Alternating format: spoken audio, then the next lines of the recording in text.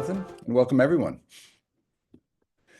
The only thing left off of Jonathan's long and impressive biography is that he's also one of the board members of the Capital Institute. So I'm delighted to have Jonathan as a colleague, teacher, inspiration, and I think the first thing I have to say about Jonathan is the energy he has for his various projects on this planet is just continually shocking to me. And the music you heard at the opening is a good segue into the book that he wrote, which we're not going to talk a lot about, but I just want to hold it up. It's one of these kind of books filled with footnotes, and it's a scholarly piece of work, but also a visionary piece of work. It's sort of the contemporary version of Jane Jacobs, maybe is a way to think about it. But it also draws on Jonathan's multifaceted interests and expertise. And the name Well-Tempered City is derived from the piece of music you heard from Bach. And so maybe, Jonathan, I'd just ask you to start just briefly talking about the book and the beautiful idea that a city can be harmonious like music. I mean, that's the essence of the title. Is that a fair way to introduce it? Yes. So, by the way, I love hearing that music, and I spent a lot of time listening to it when I was writing the book, if I could. So Bach was an amazing composer, and what he was particularly really great at was counterpoint. So taking all these different themes and weaving them together so they created a tapestry. And what was interesting is that if you have like one line going like this and another line going like that, and you weave them together, you can actually create almost the hearing of things that weren't written or were not being played. Like the spaces in between Mm. generate their own presence and stuff like that. And he was a master at that. And his music is deeply oriented around a traditional harmony. So it's very harmonized and listened to. But anyway, the bottom line is he's a deeply religious guy. And his goal was to take his understanding or his perception of the harmony of the universe and manifest it on earth through his music. And to me, that in a way should be all of our missions, to take the harmony of the universe and manifest it however we can in our work. And the question I was asking is, how do we create more harmonious cities? Nice. And the what comes up for me is the challenge of expressing the harmony of the universe through the arts is one level of challenge, and obviously Bach was one of the masters, and we're now facing, in many ways, a much harder challenge, which is to manifest it not just through the arts, but through the material world, and whether it's a city, which is where you've really spent a lot of your work and energy, or expanding it all the way to an economy. These are divorced from the arts much more than they should be. In fact, my brother and sister-in-law were visiting, both architects, both fancy school architects. And I was asking them about, why are cities so ugly now? Yeah. And they're both older than roughly my age, and even when they were at fancy architect schools, they didn't study urban planning. They studied how to design a building. By the way, So I'm curious, talk a little bit about, I mean, part of your bio says you're an urbanist, which is it's a great reference that, how many urbanists still exist anymore? So maybe just start talking a little bit about your feelings about urban design, urban planning, and how that relates to the whole sustainability and regenerative conversation. So, yes. So by the way, I have a master's in regional planning that came from University of Pennsylvania because the program was, I got this in the 70s, was led by a guy named Ian McHarg. And Ian McHarg had written an amazing book called Design with Nature. Hmm. And so as America was rapidly suburbanizing, its cities were becoming empty and uglier, and the suburban sprawl is being created. Here was this guy who said, what if we actually took natural principles and designed in alignment with nature? Um, Wow.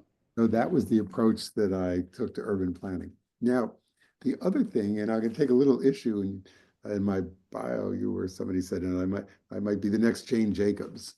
So Jane Jacobs and I do not agree on everything, and urban planning is one of them. So there was this classic fight that took place in the 1950s and 1960s between Jane Jacobs, who really believed in community-based planning, which is very invalid in the intimate fabric of communities, um, and Robert Moses, who was this, slash and burn urban, he worked for cities, but he put big highways through neighborhoods and he created enormous parks. He created this whole fantastic park system for New York City and purposely designed bridges that were too low for buses to come to them. So only Yeah. people who were middle class and had cars could get to them, keep the riffraff Yeah. out.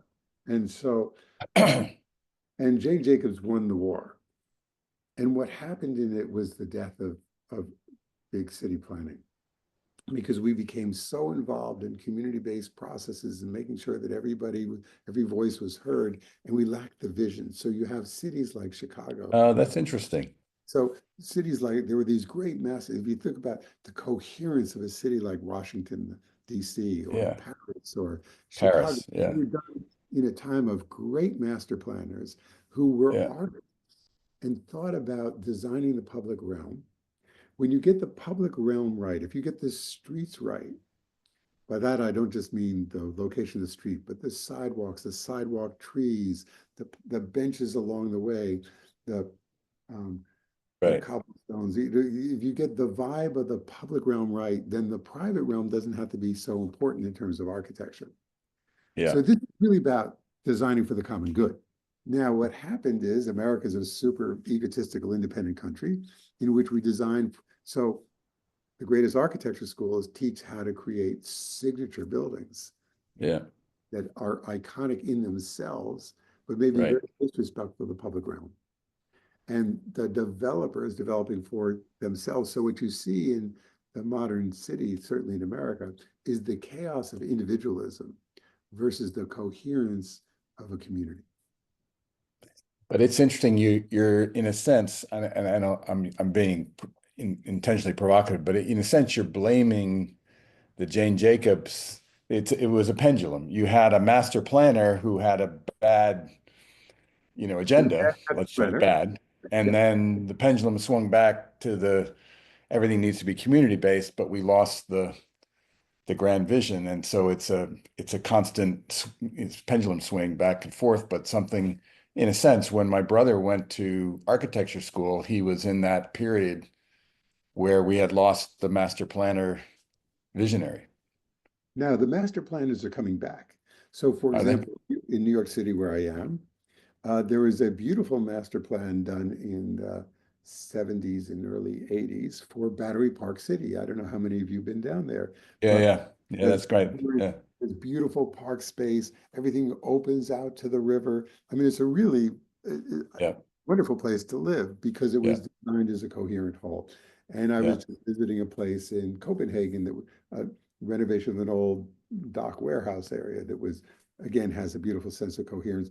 We have been relearning how to master yeah, plans. yeah. And so let's maybe segue that into let's call it your day job, Jonathan Rose Companies, and um,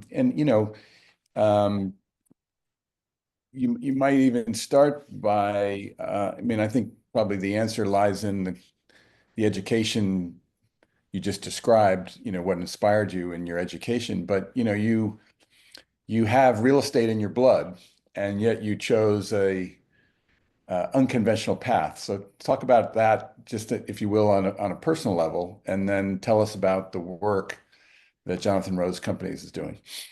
Got it.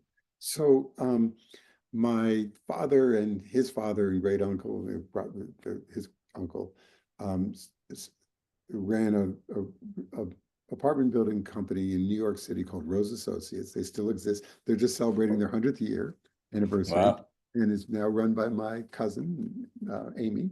Um, the but the company were very good middle income multifamily apartment builders. And I grew up with that. And I used to visit the construction jobs with my father on weekends in like Columbus Day school holidays and stuff. And I loved the smell of the concrete and the whole the building as a kid. You know, I really loved this creative act. And I actually used to take scraps from the construction sites and in my backyard, build my own little cities and buildings and stuff like that out of them. My mother was very involved in civil rights and voter registration, and that was another theme in our household. And I was very interested in social justice. And I also had a deep sense. So I grew up in the suburbs, but when you go in New York in those days, New York, the buildings were all blackened with soot, and it was a gritty, grimy city. And I had a real sense of the assault of environment on nature. Mm. So I wanted to figure out how do I bring these things together, this social justice, environmental uh, nurturance, um, and real estate development. And there was not a clear path. Um, so that's something I had to figure out along the way. Um, there And were did you get pushback from your family when you were this young, naive so adolescent, yeah. So college, right. bright-eyed, bushy-tailed college kid that thought you could do the things differently? Well, I didn't know what the difference was. So yes, but I couldn't see the path. Uh, and then I had a glimmer. I'll tell you about that in a minute. Um, but the other thing, my parents were both very philanthropic, and my father, um, when I entered my 20s, became president. He was always on the board of not-for-profits and community-based not-for-profits. And he became chairman of the board of something called the Federation of Jewish Philanthropies, which is a collection of 130 agencies that had all been founded originally in poor Jewish communities like the Lower East Side and in the Bronx to serve the issues of those communities. But as those communities changed, they remained as important community organizations. And my father said to me so in 1976, I joined the family business to try and figure out if it makes sense for me or not. And my father said, I want you to pick any Jewish agency, Federation agency, I want you to join one. I was then living on the edge of Little Italy in Soho on Prince and Mulberry Street in the Lower East Side. The Lower East Side was then a very burnt out, dangerous. Before it was cool and hip. Yeah. Well, like my daughter lives there now, in a place that, like, I went with fear back then, but full of drug dealers and abandoned buildings and fires. And it was a very tough place at the time. And the Education Alliance, which was this 100-year-old community social service agency, was there. I joined its board, and we were building homeless housing and drug treatment centers and daycare centers and um, places for people with disabilities and the whole social cultural infrastructure of the city, of poor neighborhoods. So I was kind of learning the craft of real estate development on one side, um, and also weaving this life in this low income community on this other side. Um, there were other parts of my life too. I also started a jazz record company at the same time. There was a lot of complexity in my life. But anyway, in 1987, I joined something called the Social Venture Network, which was an Oh, amazing yeah. organization it was founded by Ben and Jerry of Ben and Jerry's Ice Cream and Anita and Gordon Roddick of the Body Shop. John Mm, Mackey had one Whole Food store at the same time. mm. And I felt if these people, I've been wrestling with the constraints of the family business. Um, and I decided if these people can create a social enterprise with things like ice cream and beauty care and stuff, certainly I should be able to do something with as essential as housing. Now, I did have one great inspiration, a guy named Jim Rouse. Jim Rouse was Oh, an yeah. real estate developer, Yeah. orphan at a young age. Baltimore, right? Baltimore, exactly. And Yeah. he's an amazingly creative guy. He created the indoor mall. He built this whole company, but he was very spiritual and very connected to urban revitalization. He was on Time Magazine's cover as the man who rebuilt cities, very committed to social justice, environmental justice, to large-scale community planning. He created a new city called Columbia, Maryland, and to weaving these all together. And he had created a not-for-profit called the Enterprise Community Partners, um, which was deeply involved in the affordable housing world. And he was really, he was a guy I could see who was integrating affordable housing, environmental Mm, justice, um, uh, large scale finance, a vision. He was a major real estate developer, and he actually retired from his company at 65 and just went full time into this community development work. So mm, he was an inspiration for me. Anyway, in 1989, I left the family business and started my own company as a company to be a for-profit impact investing company before the world was using that phrase mm. to try and solve The concept of double bottom line was around then, or we're not even. not the phrase, maybe the phrase, but it was just called social impact or Yeah, impact. It was just yeah, called social entrepreneurship, and yeah, yeah. but at the time, the environmental world and the poverty and low-income community development world hated each other. They were very Mm, different cultures. The environmental world was very much a kind of white, upper middle class, mm, NRDC. We sue and stop things. By the way, there was a project I had tried to develop, an extraordinary project, which um, that got sued and stopped by an environmental lawsuit.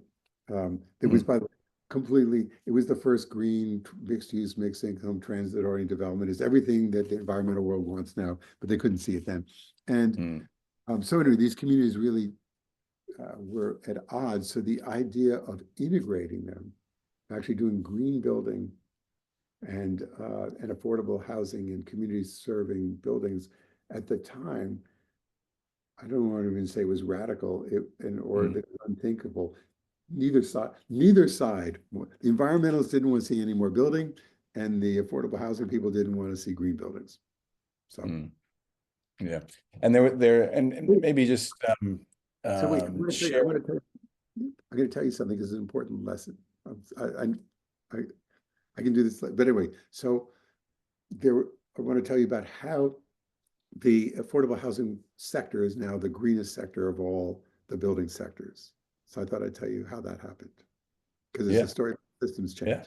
Because yeah. ultimately, what every one of you on this call, I think, is about how do we change the system and how do we actually move into the world we want to create.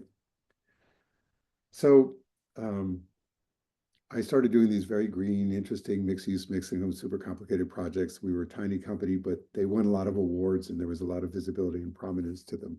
And I won an award for a major project I was doing in Denver. And I wanted to do this project in Irvington, New York, closer to where I was living. It's a building owned by the city that I had wanted to renovate into affordable housing in the library.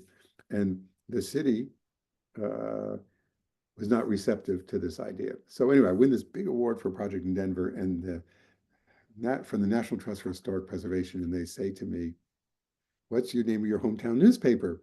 Because we want to put a notice in it that you won this award."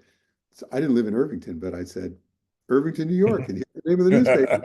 And they put the notice the award the week appeared before City Council, and I show up to City Council, and they go, "Oh, like the National Trust laws." Okay, so we'll give you the project. So okay, Oh, so really? this yeah, so it's one of the very first really green affordable housing projects. Yeah. So I get another award, and this one is from a group called Global Green. And Global Green's founder was Gorbachev. And Gorbachev was actually going to come to America and give me the award at a fundraising dinner. And I was told I could pick one other guy to give the award with him. So remember, Jim Rouse founded this thing called Enterprise Community Partners. And I'm trying to convince them to go green, to do green affordable housing, and they're having nothing to do with that.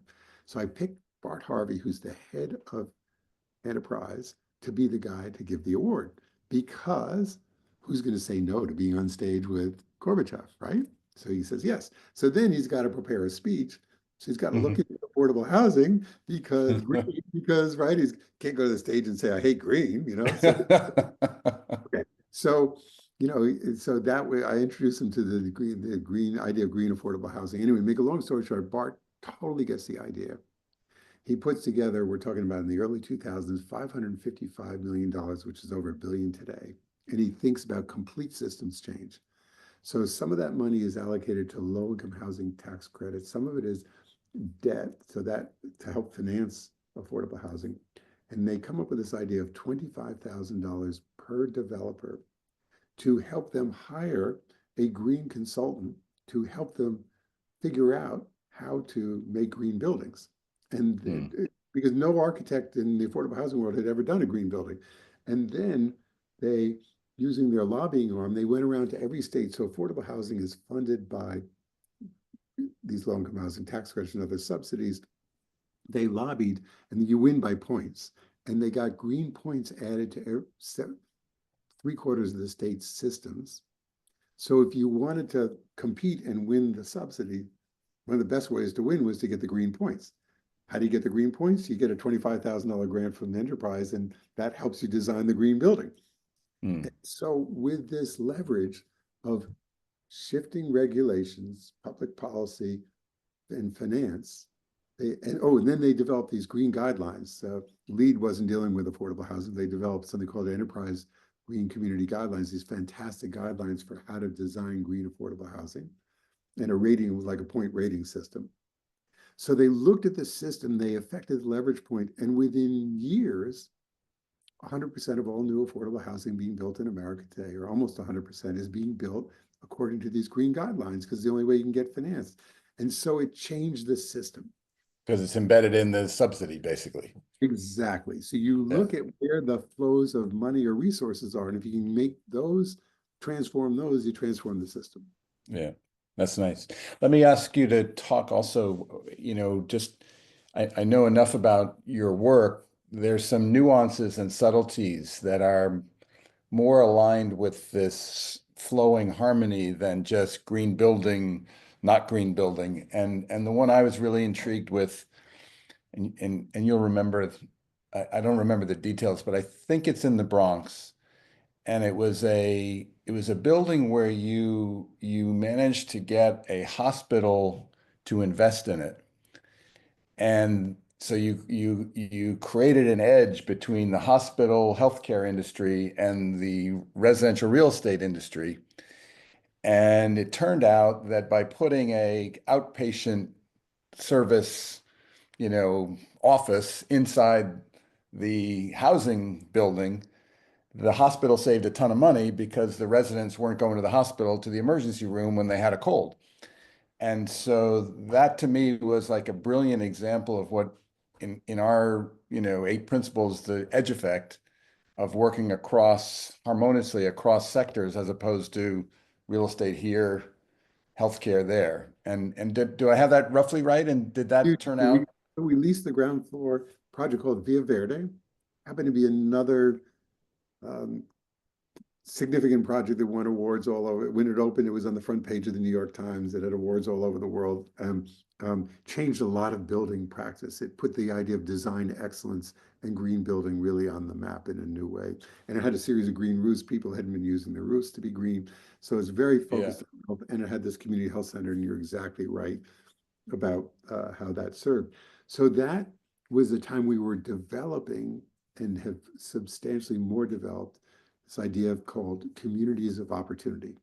Okay, so if you look across the nation by zip code, there are zip codes in which if you grow up in them, you are likely to live to be 82 years old. And there's zip codes, if you grow up in them, you're likely to be 69 years old. And there's zip codes, if you grow up in them, you're likely to go to college. And zip codes, if you grow up in them, you're likely not even to graduate from high school, et cetera, et cetera.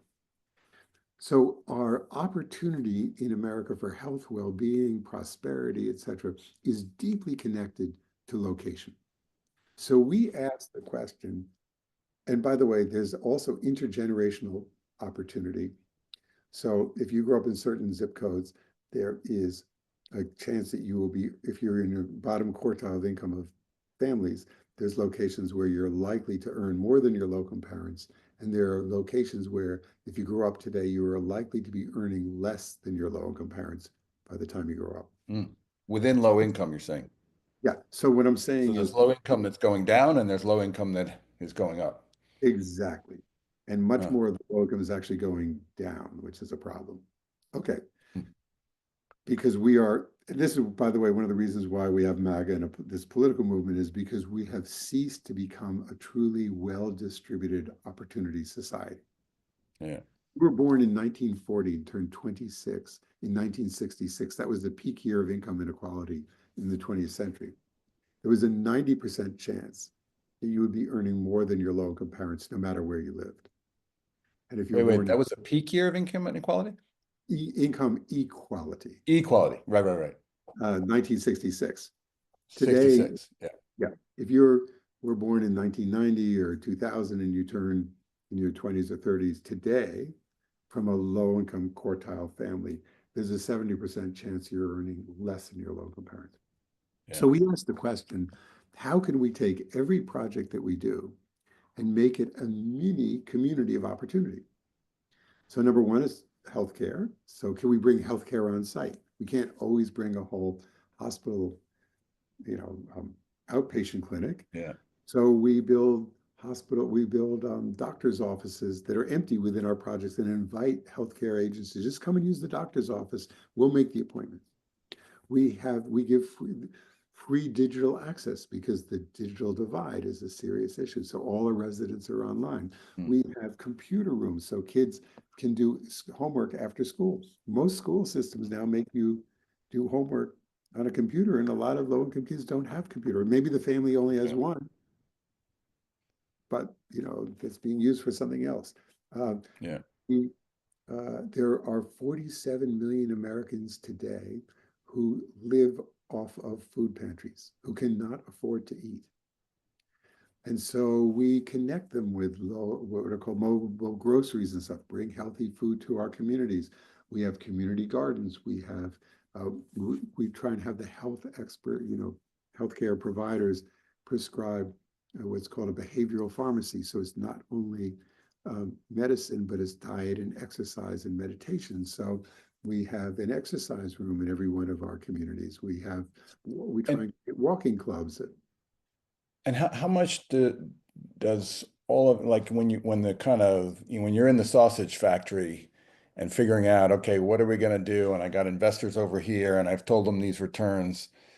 And I want to switch gears. So give us a quick just sense of like how that works or doesn't, and how much could you do were it not for the return constraint of your investors who are, and you're very free to, in fact, you referred to this in our earlier conversation as still Horizon One um, work. And so you're operating within very real constraints of institutional capital, and they're essentially, they're getting their return on the back of the subsidy that's into the system, but they're not doing this and earning low returns in order for you to make all these things work. So how does that tension play itself out? Absolutely attention. And we have some basic commitments that we say just come with every project. So part of it is building those physical facilities, the computer room, the exercise room, the health exam rooms, et cetera, like that. Those aren't so expensive, by the way. But so we do two things. We build new developments, and we have these investment funds that buy existing affordable housing, make it green, and bring these social health and education programs to our residents. And all those programs have to be provided by either local government agencies or community not-for-profits. We can't afford to provide daycare. We can try and find a daycare provider, but Right. we can't do it ourselves. So that's a constraint. And uh, so it's an endless balance, because also our investors are impact investors, and believe it or not, they want the same market rate returns Right. and all the social Right. and environmental Right. outcomes. And your 32-year-old, managing directors are trying to earn a nice bonus so they can afford a house for themselves. And Exactly. and their So bonus comes right out of the returns. So exactly. So uh, it's a it's a it's something that we're continually wrestling with. It's never perfect, and but it's a very vital challenge. And one of the things this challenge does, at least this makes us aware. So we live in a society in which everything, sorry, It is the nature of the universe that everything anything does has impact, multiple impacts, because we are all interrelated, and those impacts ripple out. And we've designed an economic system that tends to ignore those. So this forces us to see them all, Mhm. and it's never perfect. It's the Mhm. social is never good enough. The green is never green enough, and Mm. and the pay is never good enough either. So we're And just before we really shift gears to your, your not day job, which increasingly I think is your day job, but from my observation. But maybe just, from your perspective, I mean, we live in a time and in a country where housing costs and housing availability is probably the number one economic issue, other than perhaps the price of eggs, right. that is creating the economic, I don't even know what the right word is, but the violence of living in America today is no one can afford an apartment. Whether you have a great job, a good job, or no job, there's no housing. And it's not like the population is exploding. So what the hell is wrong with our housing system? Got it. Okay, I'll try and give a limited answer to an endless question, but just one more thing. Part of it is our economic system. So if you earn a full-time minimum wage job, there is not a single county in America, including like Mississippi and Louisiana, where you can afford to rent an apartment. So, um, At so minimum wage, you're saying? yeah, at minimum Yeah. wage. Yeah. So I'm going to go back to that 1966 time of equality. So if you were 26 years old and you worked as a postman and your wife stayed at home and raised the kids, you could afford to buy a house. You could afford to, your kids would go to a good public school, and you could go to a good state school like Berkeley or Michigan or something like that, Yeah. work a summer job and get a university degree that with no student debt. So we lived in an economic structure that worked. And now we have an overall structure that doesn't work. So the housing, in a way, is a symptom of these many failures. Just one other point, which is in Yeah. that same time, the average house was 1,100 square feet and had 6 people in it. Today, the average house, not apartment, 2,200 square feet and has 3.5 people in it. So we doubled the Yeah. size of the house and half the number of people in it. So from a materialistic consumption, self-indulgence, frankly, point of view, we have dramatically increased our materialism per person. Yeah. Okay, that Which doesn't get captured in the numbers. right. At any Yeah. rate, so the problem is we have a mismatch between cost of land, cost of construction, Yeah. size of unit that we're building, and income, and it's all not working. The solutions that we have come to, the best that we've come to, is that we subsidize affordable housing or housing for lower and in many, by the way, in places like San Francisco and New York, we have to subsidize middle income housing too. Um, and there are not enough subsidies. The subsidy, By a lot. yeah, but the Yeah. subsidizing of affordable housing has always been a bipartisan issue in Congress. And interestingly, they just passed this bill, this continuing resolution, which held the budget flat, essentially, gave a little military increases and stuff like that. There are 2,600 federal programs. The affordable housing, the main subsidy for affordable housing, got increased by 2.96% in that budget. That the Well, so somebody had the Republicans basically, because it's their the budget. Doge boys didn't notice. Yeah, we're actually reached into the budget and put a cost of living increase on the affordable housing side. Huh. That's very It's not interesting. enough. It's not enough, Yeah. but there, Yeah, but but it you didn't get cut. is the Yeah. number one issue in America. So there are all Even kinds of, above, even above healthcare. yeah. See, Mm. well, healthcare is a big issue too. The affordability of everything is a big issue. But anyway, but we can't subsidize our way out of this. Right. So one of the other things is we've had a lot of, in our most progressive cities, we've had the most anti-development zoning. Right. So, for example, New York City just passed something called City of Yes, which is a whole rezoning to like try and create more housing. There used to be a movement called NIMBY, not in my backyard, and now there's a movement, a counter movement called YIMBY, yes in my backyard, in which, and you have all these young activists, um, basically going to the city council meetings and picketing for bigger zoning, and you have. Uh, um, so anyway. Yeah. The movement, there's a lot of leverages that Yeah. get Yeah. shifted. Meanwhile, the zoning was changed to allow massive pencil skyscrapers for oligarchs. I'd hate to know the amount of real estate in New York that's not owner occupied or not primary residence. I There's a bet lot that's of a big number. Any idea what that is? no. I mean, the reality is New York City has 950,000 single-family homes. We don't think of the Queens and Brooklyn and Bronx Yeah, parts. There's a lot of many different. So yes, those big buildings are empty, but they're a small percentage of all the housing. yeah, yeah.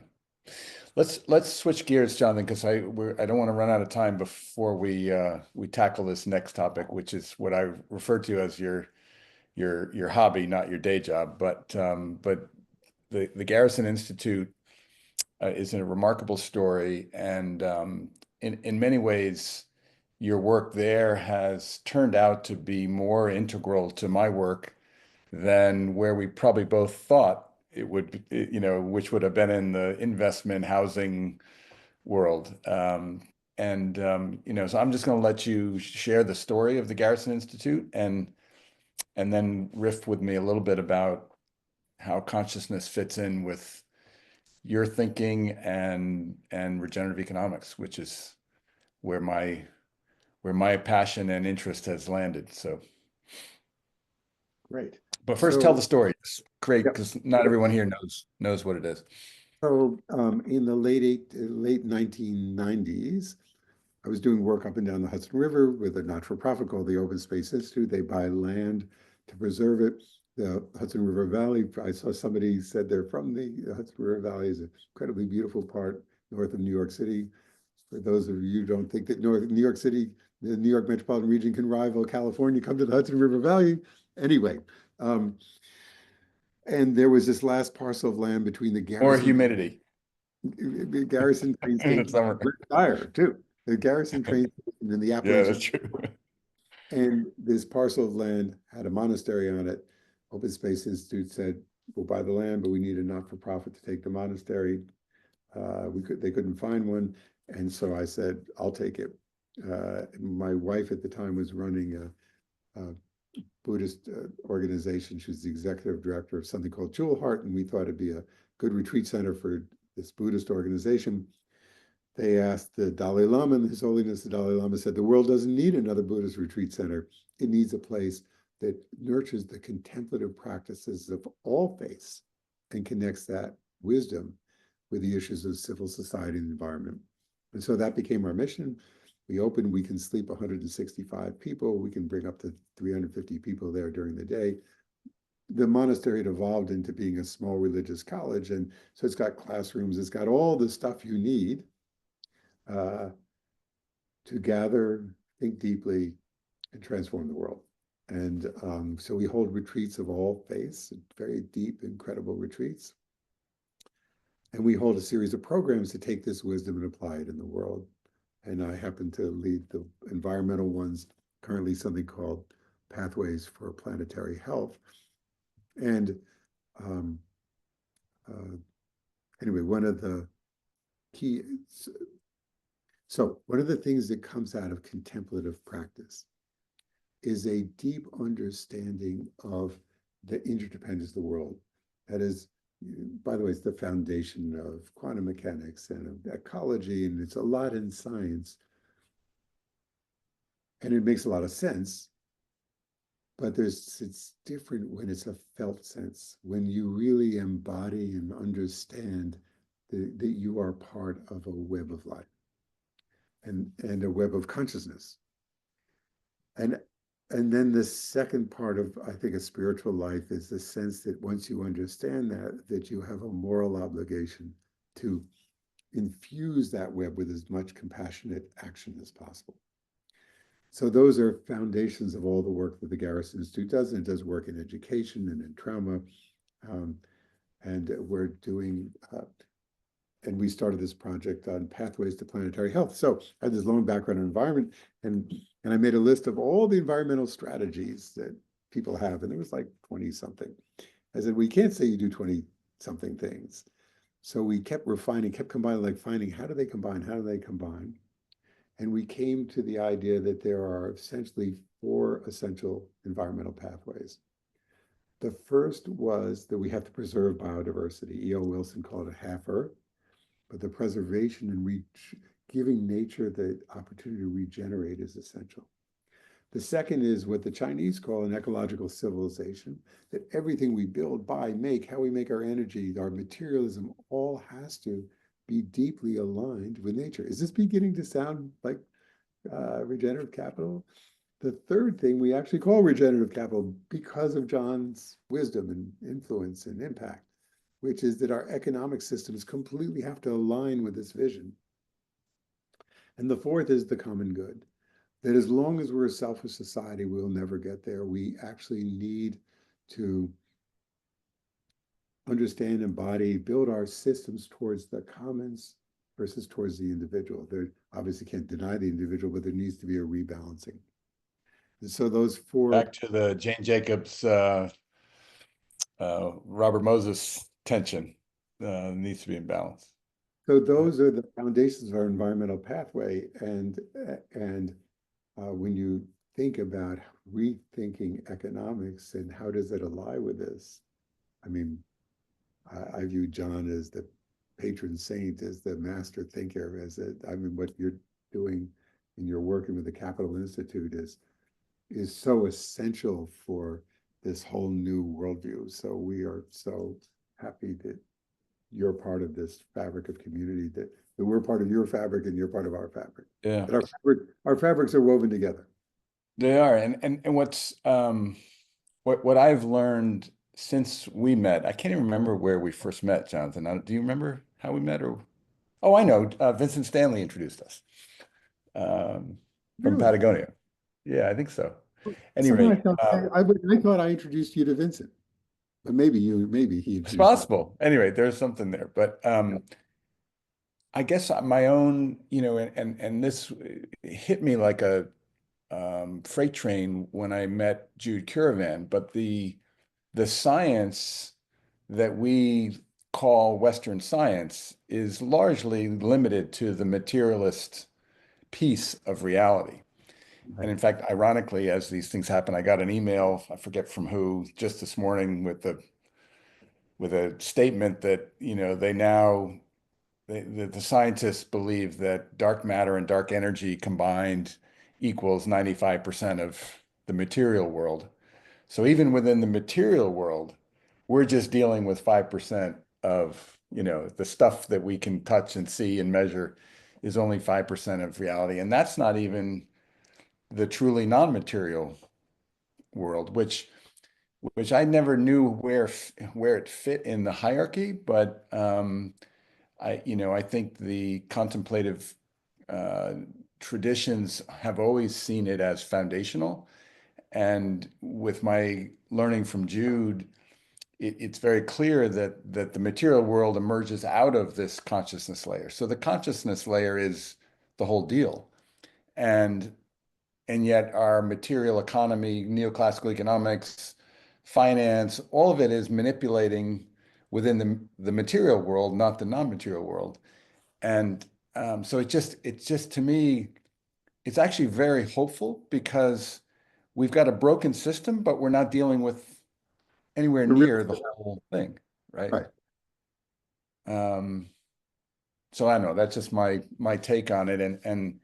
And I would associate you and Garrison with Buddhism, but I know that's probably unfairly, like, how do you think about the different wisdom traditions, indigenous and Eastern, and even Western, the Judeo-Catholic or Judeo-Christian traditions? How do they all fit together in your mind in this I am a practicing underlying Buddhist. wisdom? I'm a practicing Buddhist, and it is through Buddhism that I really learned. So my wife and I have studied deeply in uh, Buddha, Himalayan Buddhism, and I think you need. I deeply believe one need, and when I was younger, I tried Sufism and Judaism, and I tried everything. And I think you need to pick a path and learn that there's so much wisdom in that tradition, and then that helps you see the other traditions. Um, Mm, we just held an amazing all-day seminar on a Catholic monk named Father Thomas Keating, who was part of the founding of the Garrison Institute. He has yeah, a and this is on his non-dual thinking. So there are Christian traditions, uh, there are traditions in yeah, every faith that take you to this place, but typically the main part of the faith may not. Um, so there is there's a strong sense of Buddhism in the Garrison Supit, all these other things. But okay, you mentioned indigenous traditions, and what's so important about the indigenous traditions is that there are thousands and thousands of cultures and languages that existed throughout the history of humans on Earth and that exist today that actually are embodied this other worldview. So the right, worldview described of seeing the 100%, not the 5%, and constructing an ontology and a relationality and a way of working from that exists. This currently dominant world society that we have constructed is not the only one, and it's not we live in a world that we think is self-replicating. This is the way it has to be, but it does not have to be this way. right, And that's right. something we can deeply learn from indigenous traditions. Yeah.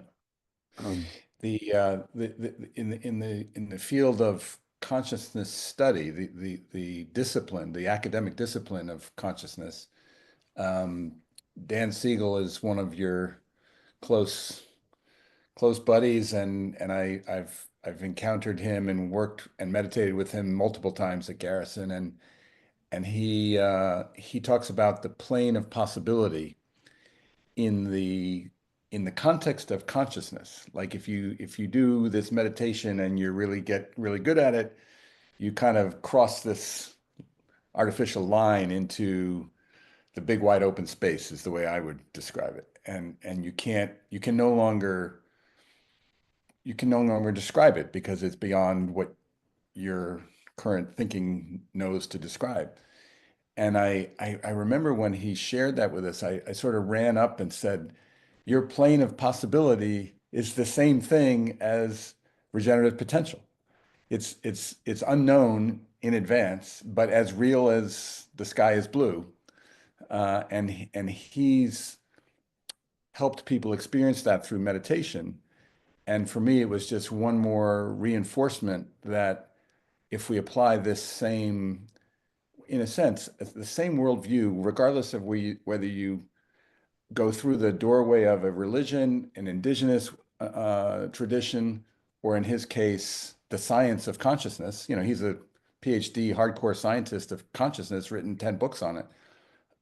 You kind of come up with this same idea that the pathway out of the box we've created, which is the same box, whether it's the low income housing, there's a mismatch between our income and the cost of housing and the availability of housing, or the entire global economy is, we're in a box. We're breaking the planet, and yet we're stuck in a box of our own making. And I can't articulate how this will work out, but it's just incredibly hopeful to me that so many different doorways into the question lead to this same answer, which is that there's possibility, there's potential beyond what we'll ever be able to know, see, describe, quantify, put in a spreadsheet, put in a goal, put in a metric, pay someone a bonus for.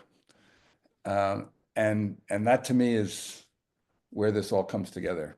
And so my question for you, Jonathan, is you understand all that. I think you would say it differently, but we broadly share that. How do you bring that into Jonathan Rowe's company, sitting around the table with the tension of the concrete project that needs to decide whether you're going to put an extra elevator in or not because it's going to be better for the people, blah, blah, blah, or whatever the decision is. Great. So by the way, I would say it. I think regenerative potential is a wonderful way to do it. Dan calls it the pure plane of possibility. Um, I am going to tell you guys, your audience, something first, because this literally came about yesterday, but in the end of May, Dan and a woman named Karen O'Brien, who's been doing Oh, work on quantum social systems, are holding a seminar that'll just take 100 people in Oslo hmm. on the idea, on the intersection of physics, social systems, and the pure plane of possibility. Oh, And, neat. um, Someone here is from Oslo, I'm sure. right. So anyway, you know what? I will share the information. The Garrison Institute will be a co-sponsor. I'll share the information with you that you can share with your network if people want to come. Great. But anyway, so it's a constant tension in which I would say I drive my people nuts. And I'll give you an example. So some things and drive nuts because our current system, we are, we have limited capacity. I'm going to give you such a simple example. When people move anywhere in the United States, you have to re-register to vote when you have a new address. Your voting is related to your address. So my theory is every time somebody moves into a new affordable housing unit, when we hand them a lease, why don't we also hand them a voter registration form? And um, and now think about if you get the whole affordable housing industry to do that, and let's say 1 million people a year were handed new voter registration forms, could you then create a political force? And you know their addresses, so you know how to reach them. Could you Mm, create a political force that could actually try and address this housing crisis? So, mm. you know, the story I told you about Enterprise was taking, at that time, it was a very little company, one idea and finding a leverage point to expand it. So what I'm endlessly trying to do in this pure plane of possibility is to think expansively and transfer where are the leverage points to change the system? But then how do you do it within the existing system and within the existing capacity of people who just can't, they can't ask them to do 1 million things. Um, and it's always a tension. And they're always telling me, Jonathan, we can't do one more thing, but um, That's the work. so to me, there is, and I want to get to three horizon theory. Um, so does everybody Okay. here on your call will know the three horizon theory? So we don't Probably, forget. but do a quick summary, Okay. just for people who don't. The first horizon is the world that we're in, and its natural outcomes are the polycrisis, are biodiversity loss and climate change and racism and income inequality and all the issues we struggle from are the outcomes of the systems. Remember, I mentioned there are these indigenous systems that do not have these outcomes. So it's part of our system design. That's horizon one. Horizon three is to imagine the, the world in which these outcomes are the ones you want. Regeneration, peace, love, all species, all human beings, but all species in a regenerative, nurturing capacity. Um, and horizon two is the step to get from one to three, but you can never imagine horizon two to be effective from horizon one. You're too trapped by your worldview. You have to imagine it from horizon three. So I think if we're going to really address these issues, we have to be horizon three visionaries. We have to imagine something, even though it can't really happen today. That's to me what regenerative capitalism is. You have to have a vision of where you're going. If you don't have that vision, you're not going to get there. Unfortunately, the Heritage Institute, the foundation came up with Project 2025. They had a vision.